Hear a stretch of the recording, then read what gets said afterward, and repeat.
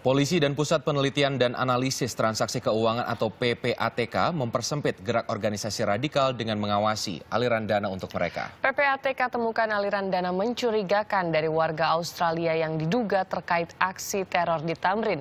Sementara Polri tetapkan 6 tersangka baru dalam kasus itu.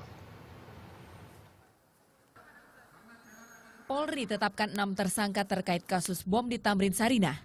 Mereka terindikasi terlibat demi melancarkan aksi teror yang pecah 14 Januari lalu. Keenamnya berasal dari jaringan yang sama dengan para pelaku serangan.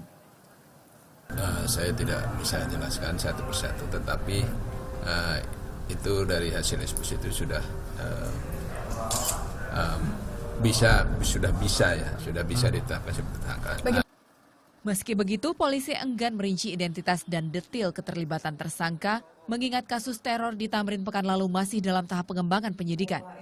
Sementara Pusat Penelitian dan Analisis Transaksi Keuangan PPATK pastikan ada dugaan aliran dana serangan teror di Jakarta Kamis pekan lalu berasal dari warga negara Australia. Dana diduga dialirkan kepada salah satu anggota kelompok radikal di Indonesia. Kita menemukan ada seorang warga negara Australia, inisialnya L. Dia punya uang cukup banyak, dia punya istri orang daerah Nusa Tenggara sini. Uang itu dibawa ke Indonesia by transfer ke rekening dia dan istrinya. Dari rekening istrinya itu diberikan antara lain kepada seorang namanya H. Dan H ini kita koordinasi dengan Densus, ternyata dia mengirim pada pemasok senjata di Filipina. Aliran dana lebih banyak dilakukan tahun 2015 sebelum akhirnya teror meledak di awal 2016.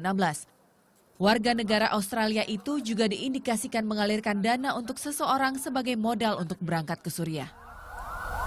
Tim Liputan melaporkan untuk NET.